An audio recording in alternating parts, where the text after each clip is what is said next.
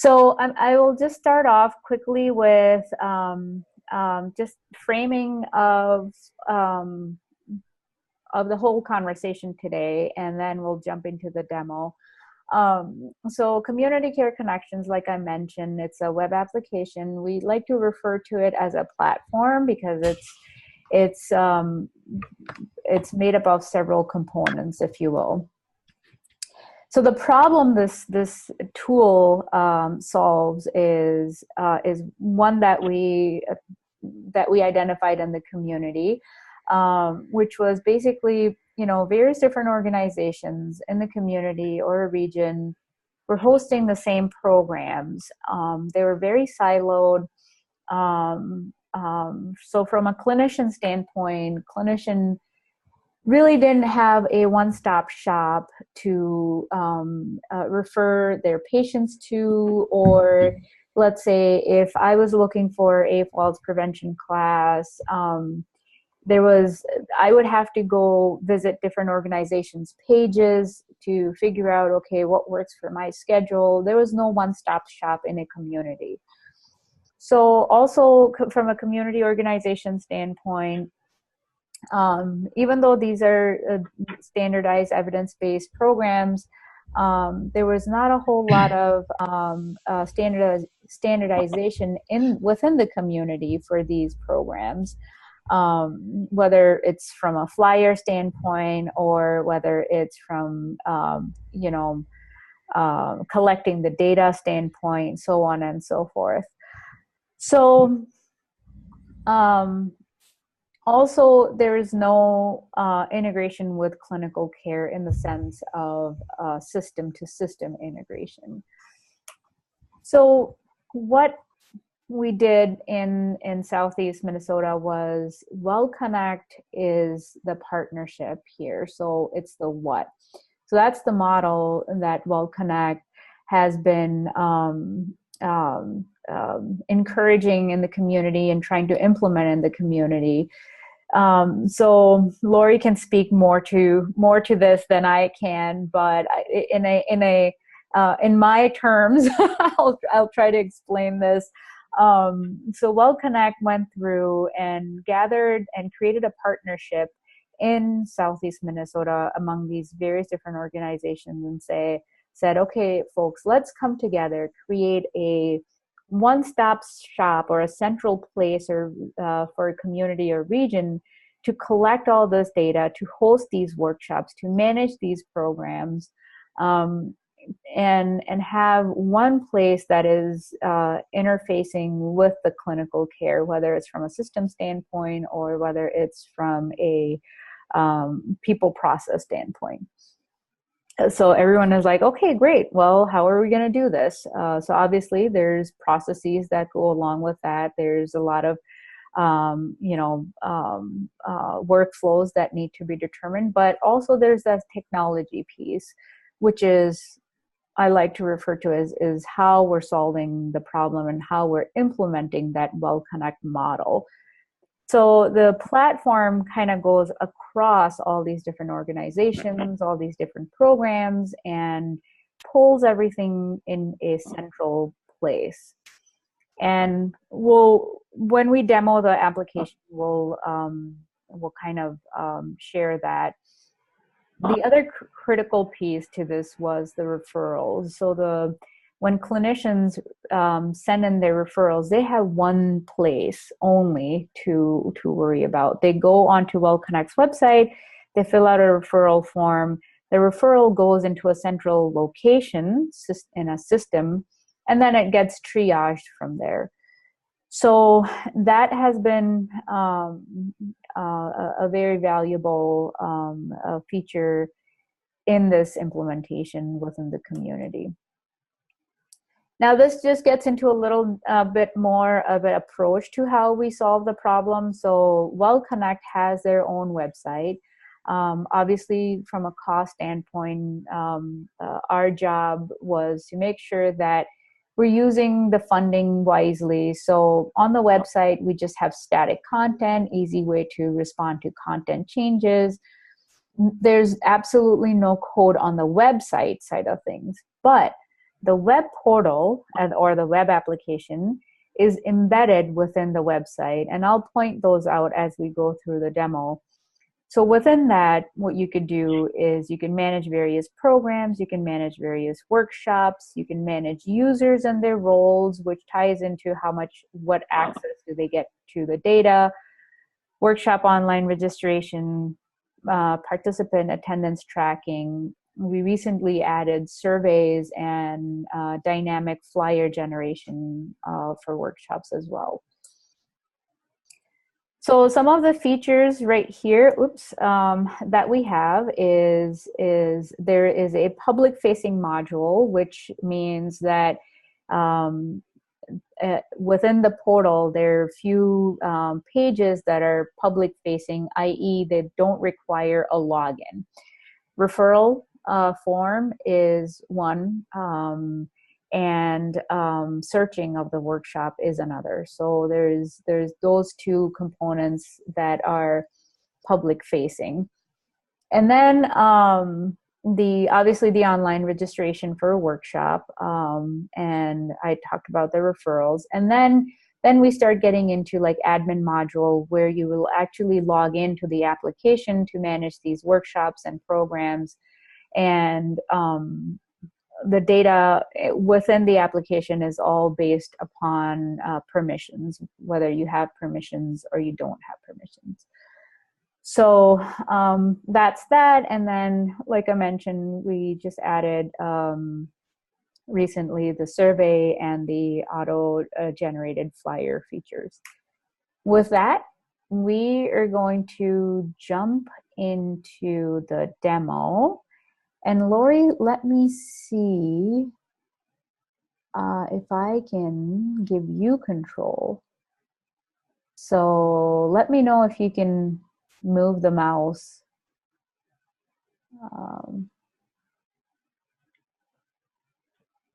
All right. There it goes. Okay. And so now I should be able to control it on the screen. Okay. This is the first time I'm doing this remotely. So, all right. So I'm going to jump in. Let me just make sure on my little screen here, I can get to this guy. Whoops. Let me close that out for you, okay. Lori. That always kind of gets in the way here. Yeah. I was just trying to make sure I can scroll. Yeah. So then what I'm going to do, I'm going to point out just a few of the features on the public-facing website. I know you guys, can access this and may have already played with it a little bit, so I'm not going to spend a lot of time, but just want to show you what some of the things on the front end look like. So when we log into the secure portal, it makes sense how it transfers. So this is the main front homepage of the WellConnect website. One of the main functions is for people to come on here and click the Find a Program Near You. So that gets us here, and you can search by zip code, county, or program, or any combination. And you can imagine, so we operate in a region of Minnesota, 11 counties. You could imagine using this model in an entire state, and you could start by picking your region instead of your county, or it could be broken down in any way. But let's see, I want to see the programs going on in Rice County. If I wanted to break it down even more, I could choose which specific program. You can see here all the programs that we have going on in our region. But I'm just going to search for Rice, and then I can scroll down and see the upcoming programs coming up.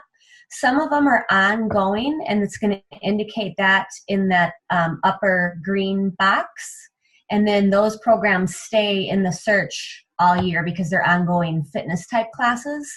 As we scroll down, then we'll see we've got these 6 or 8 week workshops, and then the start date is going to show in that upper right green square, and some general workshop information. So let's say I want to learn more about this Living Well with Chronic Conditions workshop coming up in September. I can click into that to see an expanded view. And the implementing organization or the leaders of the workshop are able to, if they choose, upload a location picture when they enter the workshop information, as well as a profile picture and profile description for the leaders. And we've gotten a lot of positive feedback on these features, that it really helps give kind of a community feel to the programs, a familiarity when people are considering signing up for something like this, but they don't feel like, well, what is this? What is this all about? What is this going to be like? Or even people that are considering referring folks to these programs, it helps them get a better feel for what they're referring to. You can imagine, maybe someone in their 60s has been referred to a fall prevention program. Maybe their daughter's showing them this, or their social worker, and they say, oh yeah, okay, that's 50 North. I go there for, my craft class or whatever it is. And they can even click in here and kind of learn more about who the leaders of the class are going to be. The leaders can make this profile. I'll show you how they do that on the back end. So that's what that looks like. And then there's always going to be an option to register by phone, and that's the local implementing organization taking call-in registrations, or to register online. And when they click there, this is the basic information we collect when they register online. If they include an email address, they get an automatic email notification about their registration. And the leaders or whoever uploaded the workshop information in the portal get an automatic email notifying them that someone has registered for the class. So that's what that process looks like on the public-facing side. And I'm going to show you one other area here of the public-facing website, and that's the For Professionals page. Here's where we have some resources for folks who might want to be making referrals. I'm going to scroll down and start by pointing out the evidence summaries and discussion aids for the programs. These have also been a really important tool for us, and these resources are available as part of the technology package. But our Dr. Lapine, our Director of Research and Integration, developed these to help people coming from a clinical background understand the programs and the evidence behind them, and kind of why they should refer people to them. So for example, if I click on Matter of Balance, it comes up as a downloadable printable PDF, and it's just a one-page snapshot of what the program is, who is it for, and what does it do, in that type of language that resonates with clinicians. And there's live links into the background research, and we've gotten feedback that that's really important for some of those folks to be able to see that. And then each of these also includes a discussion aid along that left-hand side that helps different types of healthcare providers start the conversation with their patient. I see you've, you're in here because you have an injury from a fall. There's a community-based program that you might really benefit from, that you might be interested in. Would you be interested in learning more about it? And then if that patient says, yes, I would be, that provider, in most of the cases in our health systems, they get a signed release of information. They just have a quick form that they have the patient sign, and then they do the secure referral, and they fill out these fields of who they're referring, who they are making the referral. They can add additional notes about the patient if they choose, but they don't have to. And they submit that. That then goes to a secure database. A point person at WellConnect gets an automatic email that a new referral has come in. That person can, they've got their permissions set to be able to see the referrals. They can log in and follow up on the referral and triage it as appropriate. So just real quick, those were the main things I want to show what they look like on the front end before I go ahead and log in to the secure portal yesterday.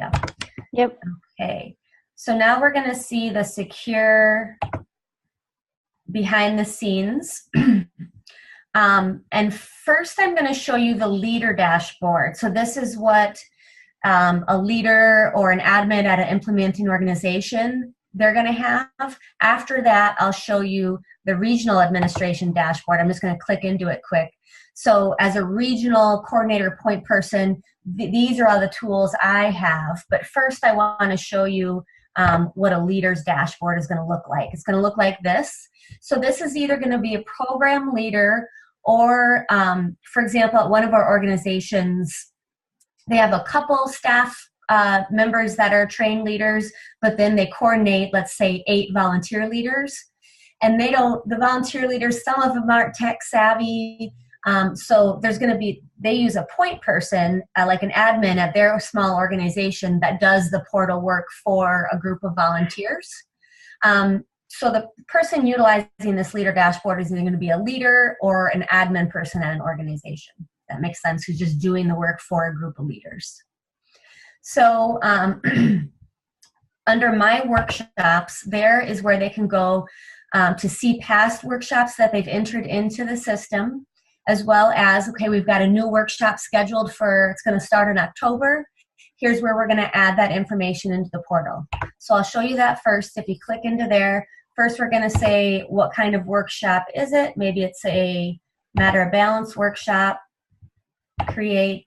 And then here's the fields we'll complete to get that workshop information posted on the portal, available for registration and for referral. So we have automatic just a template of a description of the Matter of Balance program. You could also have it auto-populate a tagline, because one of the features is as soon as I enter in this workshop information and post it, flyer is going to automatically be generated as well, a branded flyer. So that's kind of extra work that's already done for me. And so here I'm just going to put in the schedule description. This is what's going to be public facing. So, you know, the example is Thursdays from 5 to 7, and then the dates. Some of the programs that some of our organizations do are ongoing exercise based. So here's where you would click if there's no start date, end date, if it's a join anytime, and it will indicate that public facing, and it will always show up in the search. You can set a registration deadline. Here's where you can set the exact scheduling segments, start date, end date, you know, once a week or twice a week, what days. And we also have an option to add another schedule segment. This is for some of the programs that our organizations do, like the diabetes prevention program. It's a year-long program. First it meets weekly, then it meets monthly, then it meets bi-monthly. So if you have programs that have varying schedules like that, you can add different scheduling segments in. That's how you can do that. And it'll show that that it meets weekly and then it meets bi-weekly, or however it changes up. It's able to accommodate those types of schedules. Here's where you can set a capacity. Let's say workshop capacity is 15. When you do that, when it reaches 15 registrations in the system, it won't pull the class off the public facing search, but it will say class is full, but there'll be an option to sign up for a wait list. So then you're not losing potential interested participants, and you're able to automatically generate a wait list for that class. Here's where you can indicate who the implementing organization is. That way that specific organization shows up there as well as the ones hosting the workshop. That's important to them to have that on there. They can also, they have a behind the scenes profile as well where they can upload their logo. And then when this automatically generates a flyer for us, it's going to include that logo of the implementing organization. A sponsor, if there's, in addition to the implementing organization, if there's kind of a fiscal sponsor, that can be indicated here as well. And they can also have an associated logo that will be on that automatic flyer. So on the flyer, there's space for 1, 2, or 3 logos. Because maybe it's just one organization doing the whole thing, or maybe there's 2 co-leaders from 2 different organizations, or maybe there's 2 different organizations plus a fiscal sponsor. So there's room for those options. Registration contact, these are going to be entered into the system. If you're not already there, you just click not listed, you add in, and you'll be there from now on. Same with location. Those are going to be stored in the system because you can also associate a picture with that. Or if you're not there yet, you can just click and add yourself in and then go back to upload that picture. Additional information, this is a field that's going to show up public facing, so you can put anything you want here. Bring a water bottle, enter through the back door. This workshop's going to be taught in Spanish. You don't have to be a member of the senior center to participate in this workshop, whatever you want to add. Cost, free, or if there's an associated cost.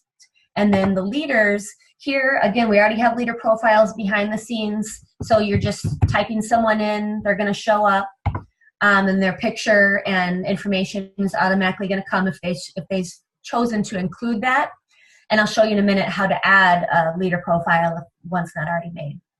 So once I go through and I click save, now this workshop is going to show up in that public facing search. And I just want to add one more thing. So for the search feature, when you add the location, that's what is being used on the search feature on the public facing side of things. So some of those things kind of tie together. So for example, if you were to enter the city and you entered the zip code wrong, then your region is not going to show up correctly. There's one of the cases where the zip code and the region didn't match, or the county didn't match. So the data entry and quality of the data that is being entered in here is crucial, because it sort of drives the front end public facing side of things as well. So just wanted to point that out. Yep. So if you had entered that wrong, you'll notice it's not coming up right. You can go back in and modify it. Mm-hmm. So I'll show you now how, once I've entered a workshop in, let's see. I'm going to go back to my leader dashboard. Now, when I click into my workshops, it's going to be one of these in my list. I'm just going to go and do a random test program here. I can click into it now and I can see it in this view. So this is where I'm going to do a lot of my management during this workshop. Here's where if I see I made a mistake, I can go in and correct something. I can make a change. In the upper right hand corner here, you can have documents automatically show up here. So I can, with the Matter Balance program, I can associate our pre and our post survey, our attendance log, whatever else is you might want to have there. You can have that automatically pop up for someone when they create a workshop under a Matter Balance program. And then they can also add to this list. So if they have something personalized, something from their organization, they want to have it all in one spot, they can do that too. I can click into these documents and pull them up, save them, print them, whatever. Here's where my participant list is going to generate as well. If somebody's calling in to register, I can just click add participant and fill in those fields when they call in and add them to my list. Or if somebody registers online, I'm going to get an automatic email notification and they're going to show up right here.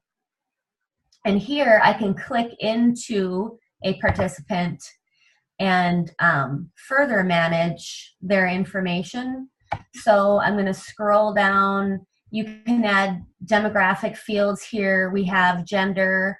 It's going to generate a participant ID number for you here. Some of the national databases, like for DPP, require that. So that's why we have that. And then what we do, and again, this can look different from group to group, but we have a WellConnect consent that we have participants sign. Oops. And let me scroll back down here.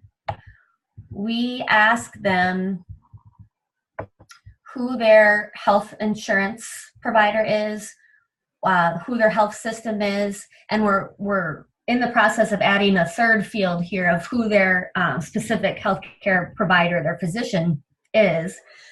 If they sign that release of information, we can click, this is a box right here, we can click that they've signed that. They've given us permission to share their name as a participant in, let's say, a fall prevention program with these stakeholders, their health insurance provider and their healthcare provider. And what we hope to be able to do with that information is, share a list of people with these stakeholders who have participated in a fall prevention program so that they can then run their own cost savings analysis or health improvement quality metrics analysis for their buy-in, that these programs are worth their time and their investment and their referrals and things like that. So we can track that all right here. These are drop downs that we control. I'll show you that. We can control that on the fly. And they can, at the end of the workshop, then folks can also, the leaders, the implementing organizations can indicate the participant status. So we can track how many completers, if they did not complete, if they were waitlisted, or if they withdrew from the class. When they initially register, their status is as enrolled, but we can change that once the workshop completes. Yeah. And the other thing that I want to point out with the status is we've sort of standardized what these definitions mean. Mm-hmm. So people have a good understanding of, okay, when I mark someone as completed the session threshold and did not complete versus withdrawn, what's the difference between that? Attended but did not complete session threshold, enrolled, registered, but never attended any sessions. So that way the data is standardized so that when we pull these reports of completion or participation, everybody is tracking that status the same way. So that has been really helpful for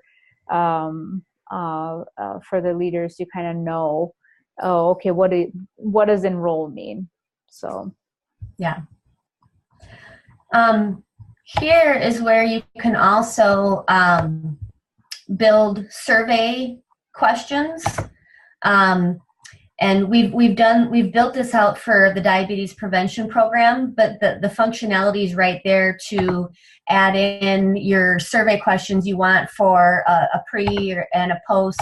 There's none in there right now because this is not a diabetes. Not a diabetes, but you could add it in for any of the programs where then the survey questions are going to show up here, and you could fill in their answers and have that all captured as well. Yeah, I can show that quickly here. If you go back to the leader dashboard, so let's see. So diabetes, I wanted to just quickly show the survey that we were just talking about. So here you can, now keep in mind that this is the survey that we've built out is for diabetes only, but you could have these surveys built out for any program that you want. But in this case, you can go into the survey, you can capture the evaluation period that you're at, what the date the survey was taken, and what's the status of the survey. In this case, we're capturing a lot of data, as you can see, but it could be 5 questions or 3 questions, depending on what you want the survey to look like.